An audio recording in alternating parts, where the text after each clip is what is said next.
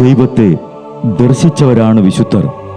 ആ വിശുദ്ധരോടൊപ്പം മാലാഖമാരുമായി സ്വർഗീയ ആനന്ദത്തിൽ ആയിരിക്കുന്ന ഞങ്ങളുടെ വാത്സല്യനിധിയായ അമ്മ ത്രേസ്യാളിൻ്റെയും പ്രിയ സഹോദരങ്ങളായ മണിദാസിൻ്റെയും ബ്രൈറ്റിൻ്റെയും പാവന സ്മരണയ്ക്ക് മുൻപിൽ ബ്രൈറ്റ് ഗ്രൂപ്പ് ഓഫ് അക്കാഡമീസ് പ്രാർത്ഥനാപൂർവം സമർപ്പിക്കുന്നു ഇന്നത്തെ വിശുദ്ധർ.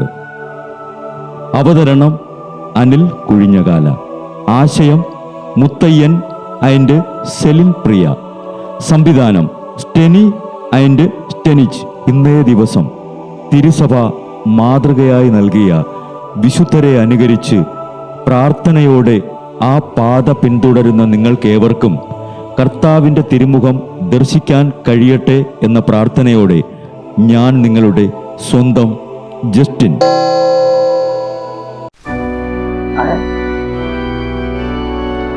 ഇന്ന് ആഗസ്റ്റ് 20, വിശുദ്ധ ബെർണാദിന്റെ തിരുനാൾ. മാർപ്പാപ്പമാരുടെ ഉപദേഷ്ടാവ്, രണ്ടാം കുരിശുദ്ധം പ്രസംഗിച്ചു സജ്ജമാക്കിയവൻ, വിശുദ്ധ ഗ്രന്ഥപണ്ഡിതൻ, വാഗ്മി, ദൈവ മാതൃഭക്തൻ എന്നീ നിലകളിൽ പ്രശോഭിച്ചിരുന്ന ക്ലെയർവോയിലെ ബെർണാദ് ഫ്രാൻസിലെ ബുർഗുണ്ടിയിൽ 1091 ജനിച്ചു. നിഷ്കളങ്കമായി ജീവിക്കാനും കയ്യിൽ കിട്ടിയതെല്ലാം ധർമ്മം കൊടുക്കാനുമുള്ള ഒരു പ്രവണത ബാലനായ ബെർണാദ് പ്രദർശിപ്പിച്ചിരുന്നു. തേൻ പോലെ മധുരമായിരുന്നു ബെർണാദിന്റെ സംഭാഷണം. മധുവർഷകനായ വേദപാരംഗതൻ എന്ന അപരനാമത്തിന് അദ്ദേഹം അർഹനാണ്. 23-ാമത്തെ വയസ്സിൽ ബെർണാദ് തൻ്റെ സഹോദരന്മാരോടുകൂടെ സൈറ്റോ ആശ്രമത്തിൽ പ്രവേശിച്ചു. വിശുദ്ധ സ്റ്റീഫനായിരുന്നു അന്നത്തെ ആബട്ട്. ഓരോ ദിവസവും ബെർണാദ് തന്നോട് തന്നെ ചോദിച്ചിരുന്നു, ബെർണാദേ, ബെർണാദേ, നീ എന്തിനിവിടെ വന്നു? ഭക്ഷണമേശയെ സമീപിച്ചിരുന്നത് കുരിശ് തോളിൽ വഹിക്കാൻ പോകുന്ന ആളെപ്പോലെയായിരുന്നു. ആശ്രമത്തിലെ ഏകാന്തത ഇഷ്ടപ്പെട്ടിരുന്ന ബെർണാഡിനോട് രണ്ടാമത്തെ കുരിശുയുദ്ധം പ്രസംഗിക്കാൻ മാർപ്പാപ്പ ആവശ്യപ്പെട്ടു. എന്നാൽ യോദ്ധാക്കളുടെ പാപം നിമിത്തം അവർ തോറ്റുപോയി. ദൈവ മാതൃഭക്തി നിറഞ്ഞ ബെർണാദ് പരിശുദ്ധ രാജ്ഞി എന്ന ജപത്തിലെ അവസാന വാക്യവും എത്രയും ദയുള്ള മാതാവേ എന്ന ജപവും എഴുതിയുണ്ടാക്കി. ആശ്രമത്തിൽ ചേരാൻ വന്നിരുന്നവരോട് ബെർണാദ് ഇങ്ങനെ പറഞ്ഞു, ഇവിടെ പ്രവേശിക്കാൻ ആഗ്രഹിക്കുന്നവർ ലോകത്തിൽ നിന്നും കൊണ്ടുവന്ന ശരീരം വാതിൽക്കൽ വയ്ക്കട്ടെ. ഇവിടെ നിങ്ങളുടെ ആത്മാവിന് മാത്രമേ സ്ഥലമുള്ളൂ.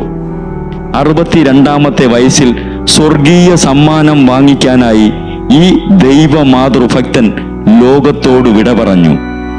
1174 ജനുവരി 18 വിശുദ്ധനായും 1830 വേദപാരംഗതനായും സഭ പ്രഖ്യാപിച്ചു. വിശുദ്ധ ബെർണാദേ, ദൈവ മാതൃഭക്തിയിൽ ഞങ്ങളെയും വളർത്തണമേ.